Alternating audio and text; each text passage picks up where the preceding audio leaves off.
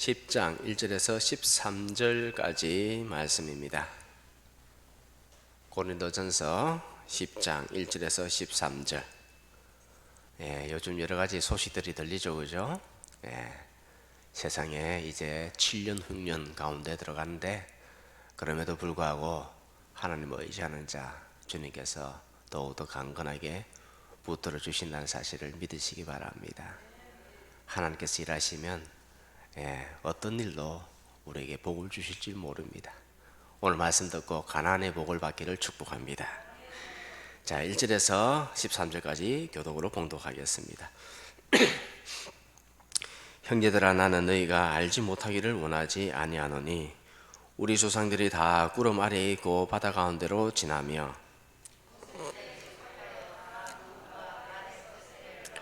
다 같은 신령한 음식을 먹으며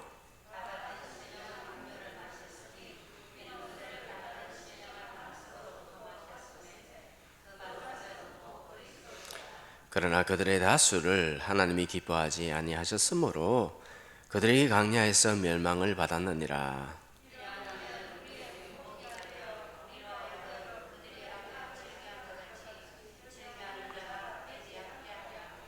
그들 가운데 어떤 사람들과 같이 너희는 우상 숭배하는 자가 되지 말라. 기록된 바 그 백성이 앉아서 먹고 마시며 일어나서 뛰논다 함과 같으니라.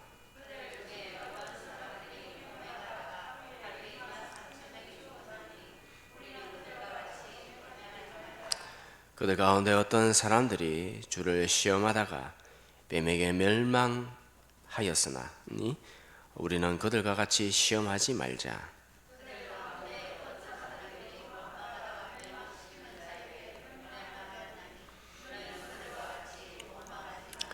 그들에게 일어난 이런 일은 본보기가 되고 또한 말세를 만난 우리를 깨우치기 위하여 기록되었느니라. 다같이 사람이 감당할 시험 밖에는 너희가 당한 것이 없나니 오직 하나님은 미법사 너희가 감당하지 못할 시험 당함을 허락하지 아니하시고 시험 당할 춤 또한 피할 길을 내사 너희로 능히 감당하게 하시느니라. 아멘. 여러분들, 세상에서 가장 큰 복이 뭐예요? 부자 되는 거예요? 100억 정도 모으는 거예요? 대통령이 되는 거예요? 세상에 권력 갖는 것이에요? 뭐예요? 가장 큰 복이 하나님의 자녀 되는 것이라는 것을 우리는 확실하게 다시 짚고 넘어가야 되겠습니다. 대통령 되는 거 물론 엄청나게 귀중한 일입니다. 물론 여러분들이 부자 되는 것 참 좋은 일이지만은 그것이 귀한 것 물론 좋죠.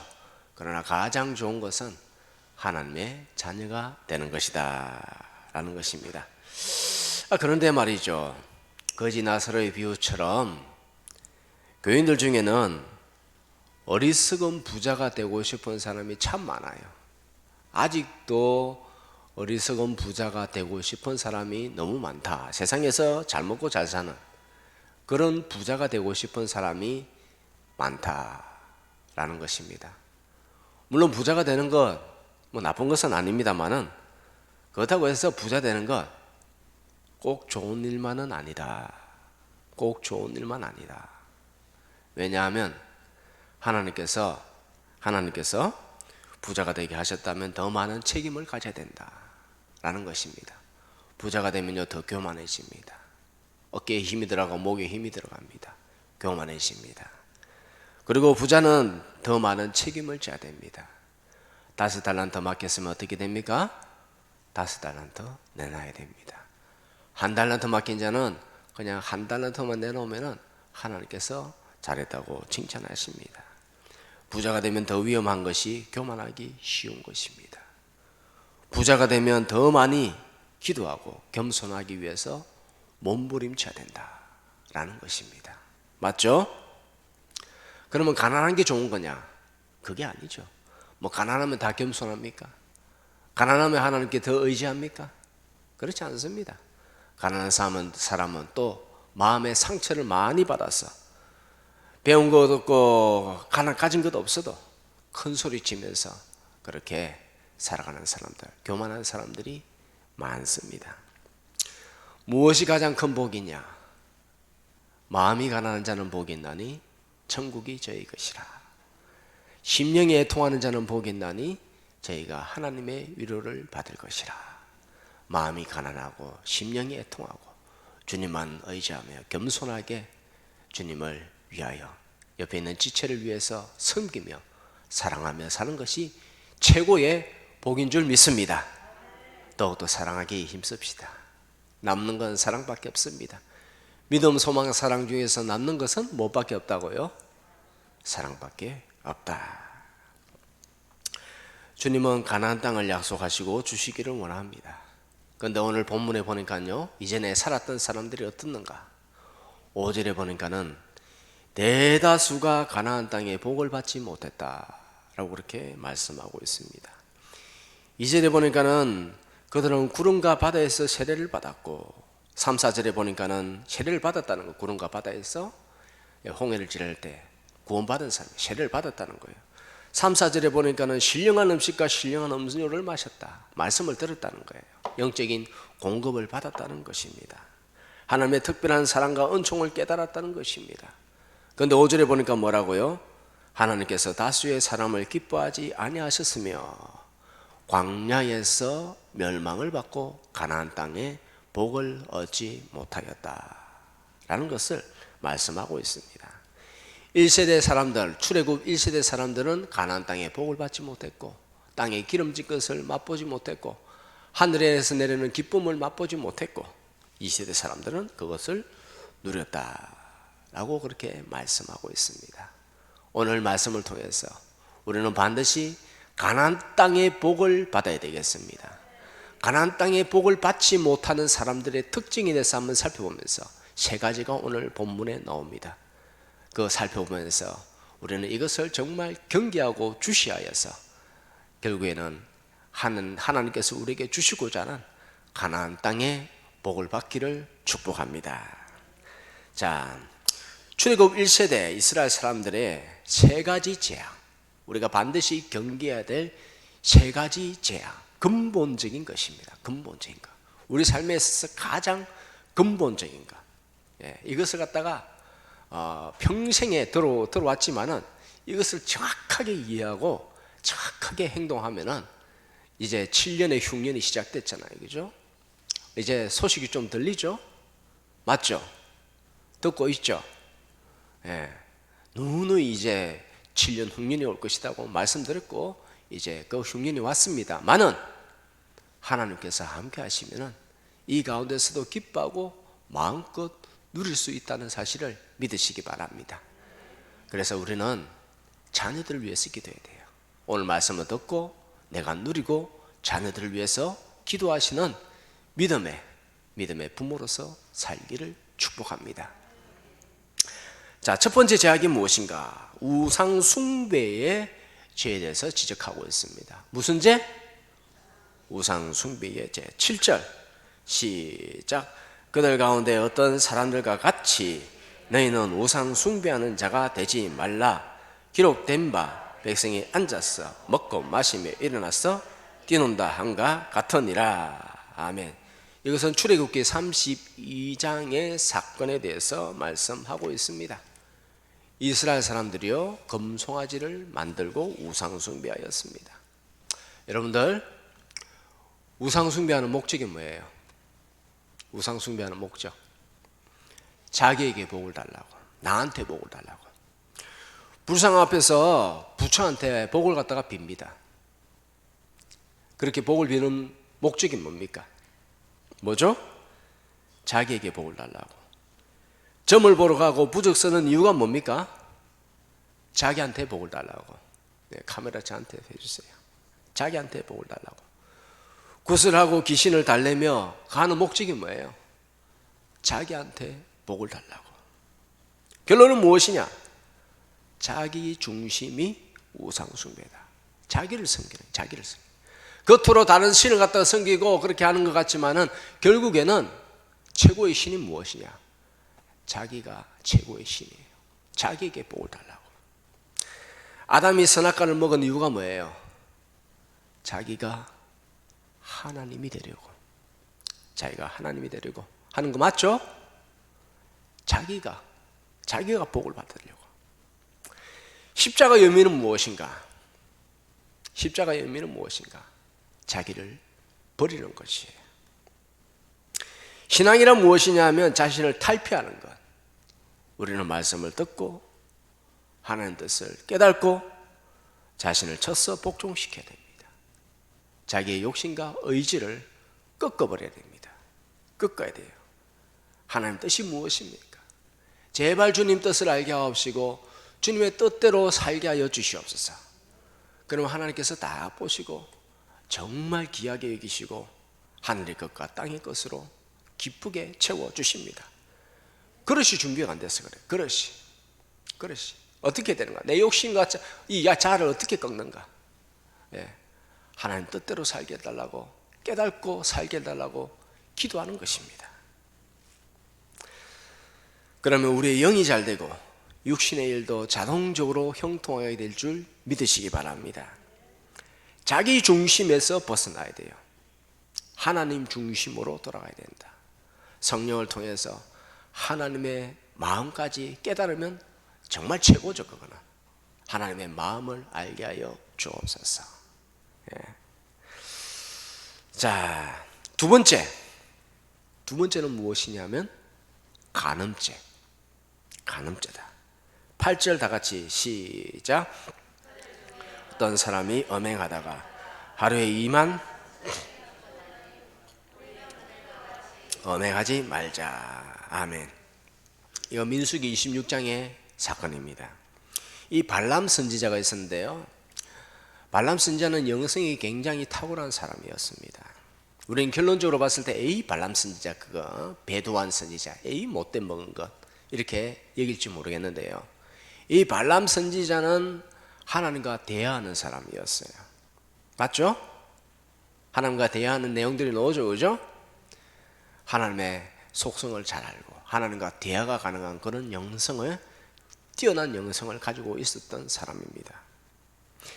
가난하지만은 명성이 자자했습니다. 그래서 그 나라를 다스리고 있는 발락 왕이 찾아와서 발람 선지자에게 요구를 하는 것입니다. 이스라엘이 쳐들어오는데 이 이스라엘을 막아달라.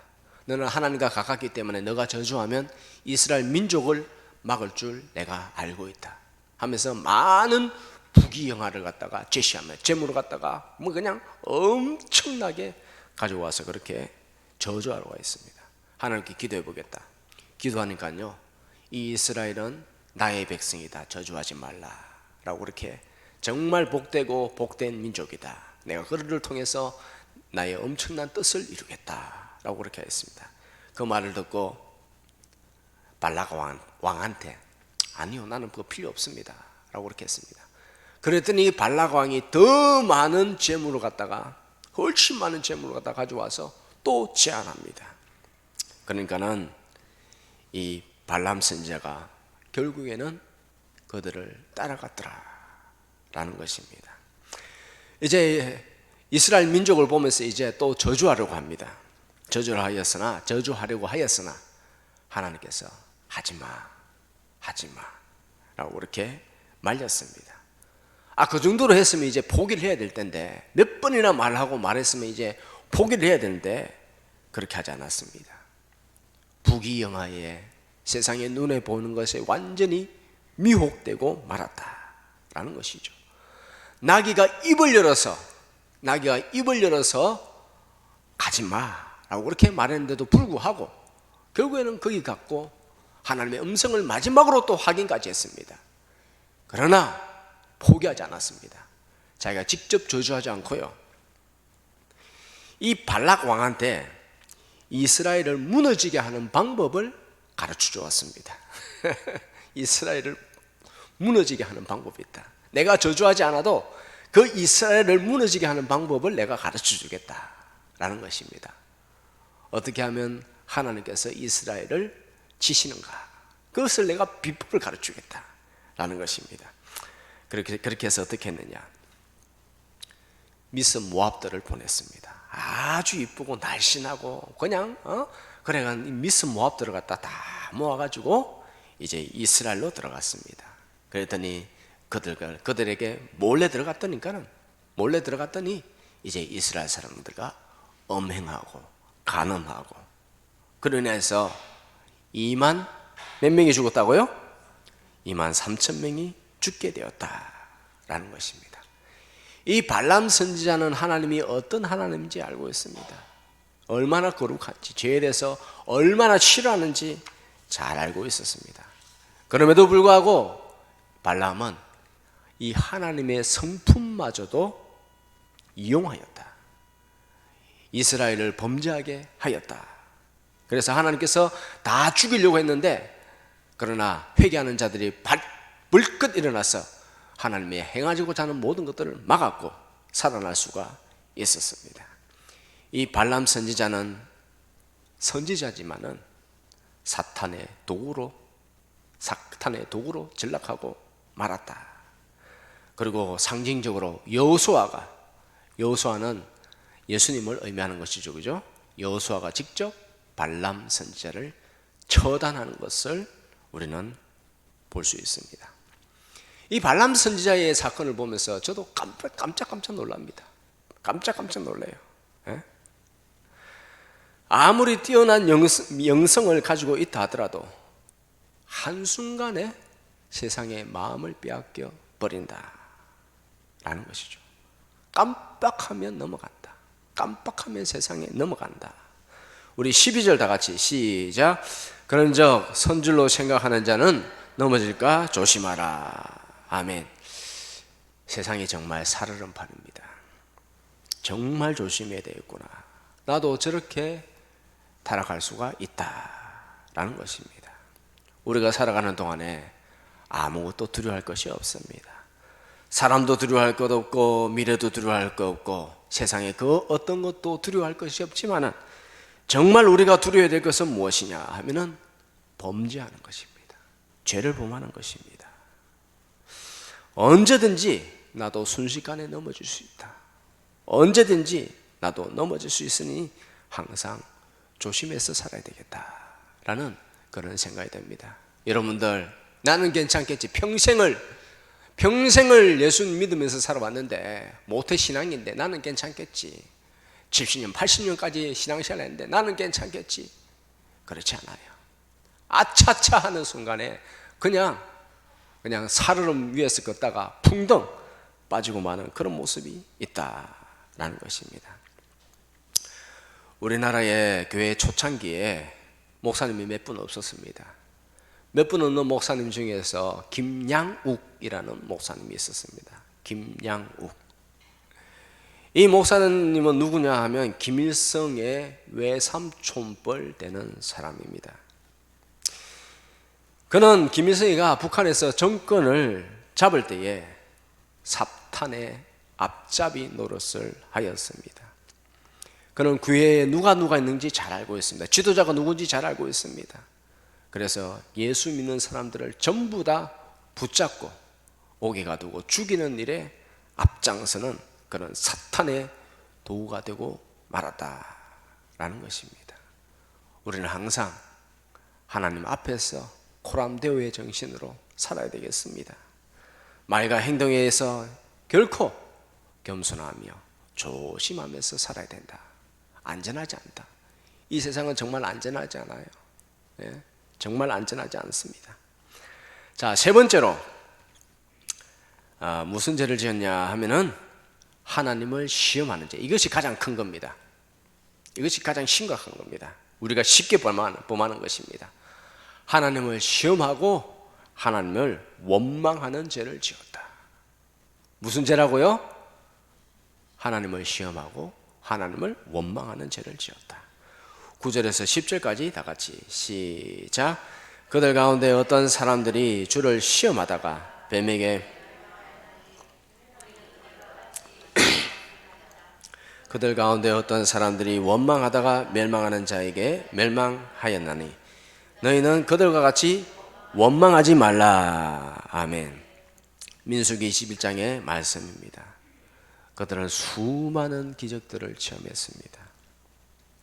애굽에서의 10가지 재앙을 체험했습니다. 불기둥과 구름기둥을 체험했습니다. 하늘에서 매일같이 내리는 만나를 먹었습니다. 물이 마를 때마다 반석에서 물이 나오게 했습니다. 엄청난 하늘나라에서 하나님의 그 엄청난 능력들을 체험했습니다. 날마다 하늘을 쳐다보면 하나님의 임재를 볼 수가 있었습니다. 구름기둥과 불기둥이 자신들을 인도하였습니다. 날마다 신기한 이적들을 체험했습니다. 그럼에도 하나님을 시험하였다. 눈에 보이는데도 하나님의 기사와 이적들이 펑펑 일어나고 있음에도 불구하고 하나님을 시험하였다. 하나님을 의심하였다 라는 것입니다. 여기서 시험하다라는 것을 헬라어로 보니까는 에크페이라조라고 해서 어떤 뜻을 가지고 있냐면 철저히 시험하다. 시험하는 것도 뭐 그냥 대충 시험하는 게 아니에요. 철저히 시험하다, 철저히 의심하다 라는 이런 뜻을 가지고 있어요. 예? 눈에 뻔히 보임에도 불구하고 날마다 그것이 하나님께서 주시는 거니까는 그것을 너무나 당연하게 여겼다는 거예요. 하나님께서 복을 주셨는데 그것을 당연하게 여겨요. 당연하게. 여러분도 혹시 그렇지 않아요? 하나님께서 이만큼 복을 주셨는데 뭐 당연하지 뭐. 우리나라가 뭐 이만큼 살게 된 거 너무 당연하지라고 생각합니다. 과거에는요 필리핀이 훨씬 더 잘 살았습니다. 그죠? 우리나라는 정말 못 살았어요. 지지리게 못 살았습니다. 그런데 지금은 바뀌어졌습니다. 하나님께서 이만큼 그렇게 보호하셨음에도 불구하고 철저히 하나님을 의심하고 시험하였다 라는 것입니다. 그런데 왜 사람들이 하나님을 시험하고 의심하고 그렇게 불평했느냐? 왜 그런가? 사람이 왜 그렇게 의심하고 불평하면서 살아가느냐? 왜냐하면 광야의 고난 때문입니다. 광야의 고난. 사람들은 고난을 당하면요 하나님의 사랑을 의심합니다. 하나님을 원망합니다.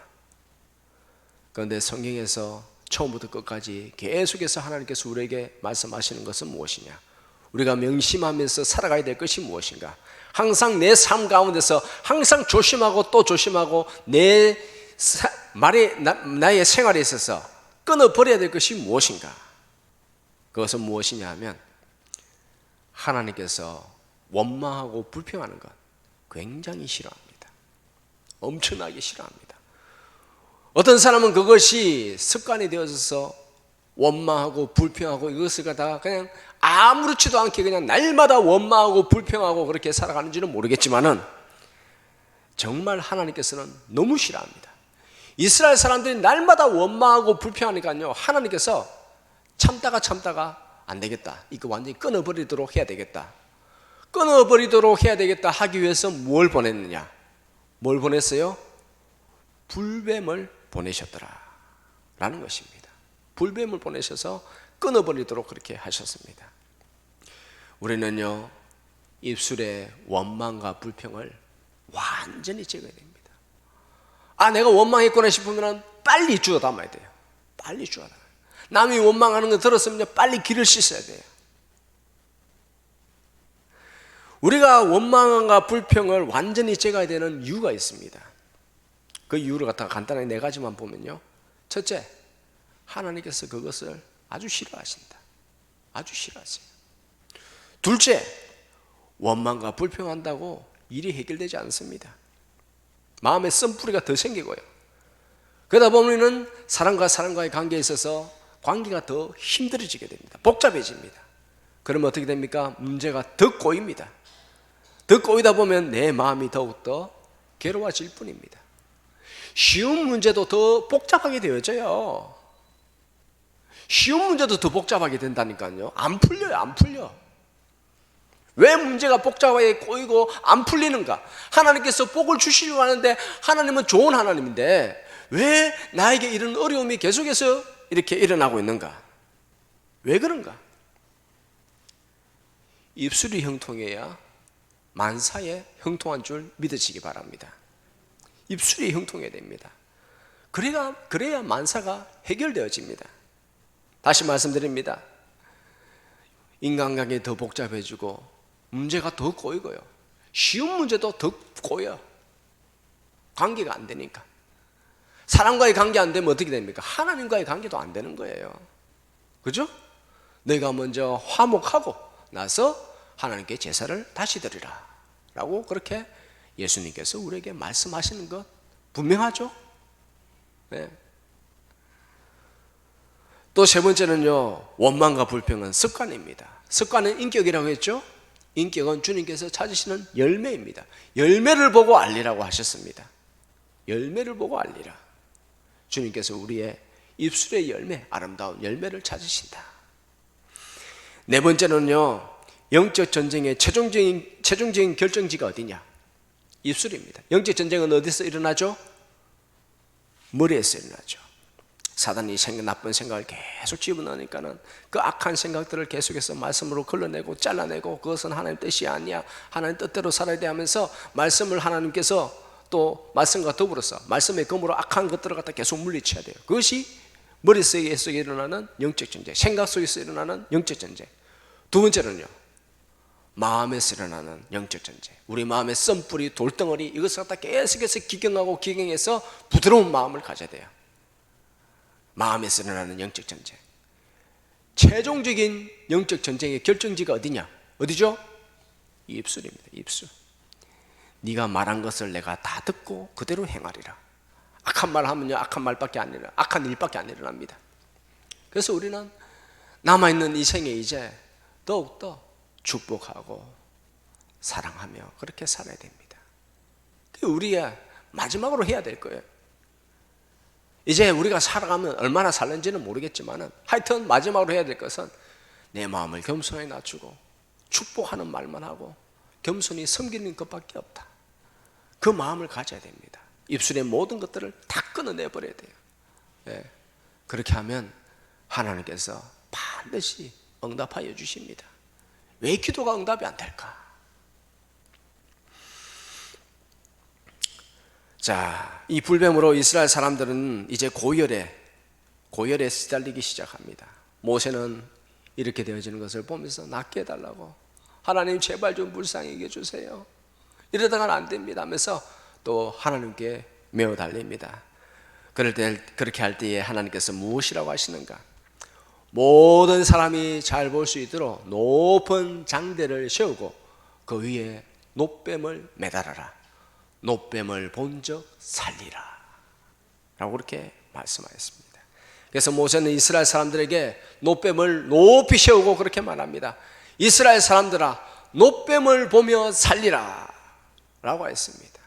엉금엉금 기어놓아서 놋뱀을 보면서 살아났습니다. 우리도 강야 인생에서 놋뱀을 바라보아야 됩니다. 이 놋뱀은 누구인가? 예수 그리스도입니다. 요한복음 3장 14절 15절 다 같이 시작. 모세가 강야에서 뱀을 든 것 같이 인자도 들려야 하리니 이는 그를 믿는 자마다 영생을 얻게 하려 하심이라. 아멘. 힘들고 괴롭고 어려운 시절에 무엇을 보아야 된다고요? 예수 그리스도를 바라봐야 된다. 예수님께서, 하나님께서, 성부 하나님께서 그렇게 말씀하시죠. 얘들아, 나의 아들 예수 그리스도를 바라보아라. 너희를 구원하기 위해서 어떤 고통을 당하였으며 어떻게 살았는지 너희가 다시 한번 바라보아라. 그렇게 살았음에도 불구하고, 화목제물로 들었음에도 불구하고 너희의 죄를 위해서 용서해달라고 기도하면서 일절 나에게 원망하지 않았다 라고 그렇게 말씀하시는 것이죠. 왜 세상살이가 힘드냐? 왜 세상살이가 힘든가? 광야 인생을 하나님께서 걷게 하신 이유는 무엇인가? 만나 훈련을 하기 위해서입니다. 만나 훈련을 왜 하게 하시는가? 말씀을 어떻게 하는지 우리로 하여금 달아보시는 것입니다. 세상은 훈련장입니다. 하나님은 우리의 영혼을 이 연약한 육체 가운데 두셨습니다. 우리의 실체는 뭐라고요? 우리의 실체는 육체가 아닙니다. 육체가 아니라 우리의 실체는 어디에 있다? 우리 영혼에 있다. 육체를 가운데 영혼을 두셔서 우리를 계속해서 연단시키고 있다. 하나님은 우리를 하나님의 자녀답게 훈련시키는 과정에 있으며 왕자들의 지금 수련 과정에 있다라는 사실을 믿으시기 바랍니다. 독수리가 그 새끼를 훈련시키듯이 우리를 훈련시키고 있습니다. 독수리 새끼가 어느 정도 자라면요, 독수리가 둥지에서 밀어내버립니다. 새끼는 그러면 살기 위해서 바닥바닥거리면서 막 날개짓을 합니다. 죽을 힘을 다해서 날개짓을 합니다. 엄마 나 죽어, 나 좀 살려줘 하면서 바닥바닥 합니다. 그런데 땅에 떨어지기 전에 반드시 독수리는 그 날개로 받칩니다. 절대로 떨어지지 않습니다. 죽지 않습니다. 안전하게 내려옵니다. 새끼가 떨어지기 전에 독수리는 시속 200km 정도의 속도로 급속하게 내려와가지고 날개로 그 새끼를 받치면서 다시 안전한 곳으로 올립니다. 그리고 다시 또 떨어뜨리면서 훈련시키는 것을 볼 수 있습니다. 다른 새들은 그렇게 훈련시키지 못해요. 왜냐하면 독수리 같은 힘과 스피드가 없기 때문에요. 독수리처럼 그렇게 강하지 않기 때문에 그 새끼를 갖다가 안전하게 받칠 수 없기 때문에 다른 새들은 그렇게 훈련을 시킬 수가 없습니다. 독수리만 할 수 있습니다. 우리 하나님도 마찬가지예요. 하나님은 전지전능하십니다. 무소부재하십니다. 하나님께서는 우리의 모든 사정을 아십니다. 하나님께서는 아무리 우리가 힘들고 어렵게 살아도 정확하게 날개로 받칩니다. 떨어지지 않아요. 떨어질 것 같아서 이제는 죽을 것 같다라고 생각하지만은 아닙니다. 하나님께서는 모든 것을 컨트롤하고 있습니다. 완벽하게 컨트롤하고 있다. 내가 떨어지지 않는다. 하나님을 의지하고자 하는 그런 강한 믿음의 힘이 있을 때까지 하나님께서는 훈련시키십니다. 독수리 새끼처럼 훈련시키신다. 떨어질 때는 죽을 것 같이 힘들지만은 결정적인 순간에 하나님의 날개로 떠 받치신다 라는 것입니다. 그것이 13절에 기록되어 있죠. 13절 다 같이 시작. 사람이 감당할 시험 밖에는 너희가 당한 것이 없나니 오직 하나님은 미쁘사 너희가 감당하지 못할 시험 당함을 허락하지 아니하시고 시험 당할 즈음에 또 피할 길을 내사 너희로 능히 감당하게 하시느니라. 아멘. 우리가 당하는 모든 고난들, 어려움들 하나님의 완벽한 통제하에 있다라는 사실을 믿으시기 바랍니다. 그래서 우리가 하나님을 시험하면 안 돼요. 하나님을 의심하면 안 돼요. 하나님께 원망불평하면 안 돼요. 원망불평을 완전히 끊어버려야 됩니다. 혹시 우리가 살아가면서 아직도 이 고난 때문에, 고통 때문에 원망하고 불평하고 있다면 이것을 완전히 끊어버리는 연습을 한 달, 두 달 하시기 바랍니다. 한 달 정도 하면 그것이 습관이 되어진다고 하거든요. 사람들의 말하는 습관도 한 달 정도 그렇게 컨트롤하고 훈련하면은 이 말하는 습관이 바뀐다고 합니다. 정말 우리가 하나님께 복을 받기 위해서 어떻게 되는가? 어떻게 되는가? 일단 말부터 원망과 불평을 없애버리시기 바랍니다. 딱 한 달만 그렇게 해보십시오. 한 달만 정말 조심하고 그러면 우리의 입술에 말하는 이 습관이 바뀌어져요. 그러면 하나님께서 여러분들 정말 기쁘게 해주시고 이제 여러분들 가운데 우리들 가운데 꼬여 있었던 문제가 하나하나 풀어지기 시작하고 그리고 지금 7년 흉년이라고 이제 들어왔다 하지만은 이것이 다 풀어집니다. 해결되어집니다. 그래야 정말 여러분들 세례를 받고 구원을 받은 우리 한 사람 한 사람이 정말 가나안의 복을 받기를 소원합니다. 그래서 정말 하나님께서 이것을 원하시는구나 라는 것을 일단 먼저 경험하고 그리고 하나님 뜻대로 더욱더 살고자 할 때에 더욱더 넘치는 은혜와 복을 우리의 삶 속에서 경험할 줄 믿습니다. 하나님께서 기뻐하시는 삶으로 사시기를 주님의 이름으로 축복합니다. 기도하겠습니다. 하나님 아버지 감사합니다. 오늘도 주님의 뜻을 분명하게 깨달았습니다. 주님 우리의 입술에 모든 말들을 들으시고 내가 들은 대로 행하리라고 하였사오니 하나님 입술에 모든 원망과 저주가 떠나오고 남에 대해서 정죄하고 비판하는 것을 떠나서 무조건 사랑하고 겸손하게 하여 섬기며 살아갈 수 있는 은혜를 더하여 주시옵소서. 주여 우리로 하여금 오늘도 가나안처럼 오늘도 가나안의 복을 받기를 원하오니 하나님 기도원처럼 우리가 주님 앞에 그런 것을 행할 때에 주님 손뭉치 하나를 가지고 이것이 이 가운데 물이 없기를 하게 하옵소서 또는 물이 있게 하게 하여 주옵소서 하면서 하나님 앞에 그렇게 행할 때에 하나님께서 그것을 다 보여주셨습니다. 오늘 우리가 결단합니다. 한 달 동안에 우리의 예술에 항상 축복과 사랑의 말만 가득하게 하시사 하나님께서 어떻게 행하시는지 우리로 하여금 보게 하옵소서. 예수님의 이름으로 기도드립니다. 아멘.